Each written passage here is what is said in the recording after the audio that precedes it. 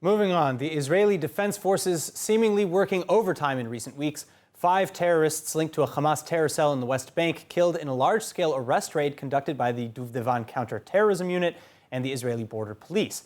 And Prime Minister Bennett praising security forces for foiling what apparently could have been an imminent terror attack being planned by the cell. Here with the details, ILTV reporter Asaf Nissan.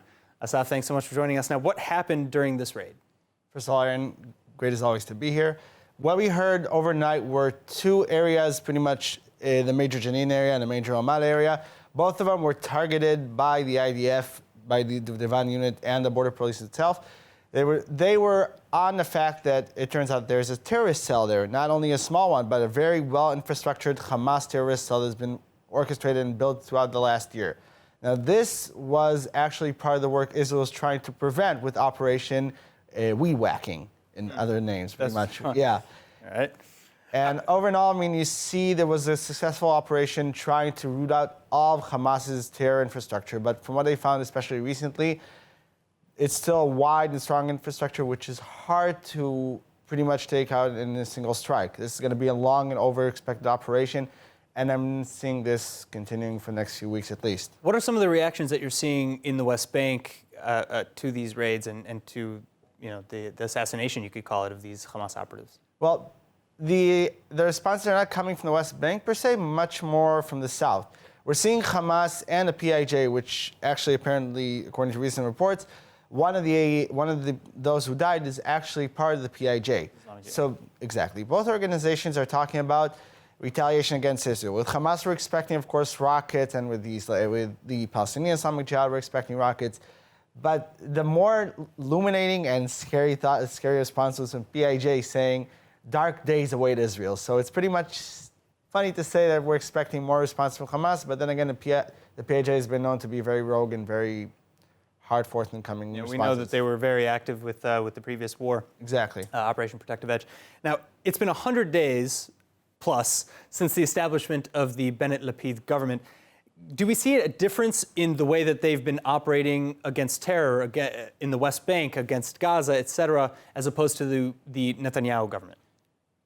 So far, I would say the new government has done a good job. Again, there is the issue that we have the same defense minister in both administrations, especially in the last 2.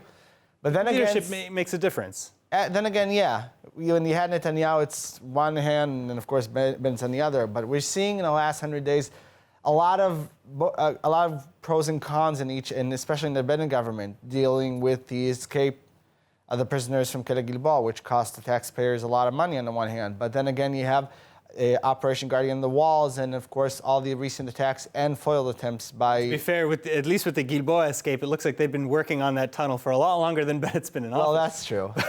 but we'll put that aside. What could we expect, again, from Hamas in the near future? Are we expecting... I mean, I know that you alluded, especially with Palestinian Islamic Jihad as well, to potential rocket attacks or increased aggression along the border. Do we see that coming now in the immediate future as like as a rallying cry, or do we see real serious escalations? Well, it's hard to say because Hamas is walking a very fine line right now. It's trying on the one hand to ease the suffering from Gaza, especially for the citizens who've been suffering over the last few years from the attacks, from the operations, everything that's been going on, especially now with COVID rampaging throughout the PA and, of course, Gaza. So it's hard to say that they'll go on that side, but on the other hand, of course, we have their perpetual promise to keep being the resistance against the occupation. But then again, there's also a third goal that, according to Ynet's reporter, Owen Ben Ishai, actually said that one of the reasons that they're trying to do this is also to destabilize the PA, to make them look bad, and then, at the end of the day, make them look unreliable. All right, well, we know that that's been a long goal of Hamas, especially leading up to and after possible elections. Which were canceled pretty much over and all. Which were canceled, but now they're talking about maybe bringing them back again, and of course, that's a back and forth that is... Exactly. Asaf, thank you so much. Thank you so much.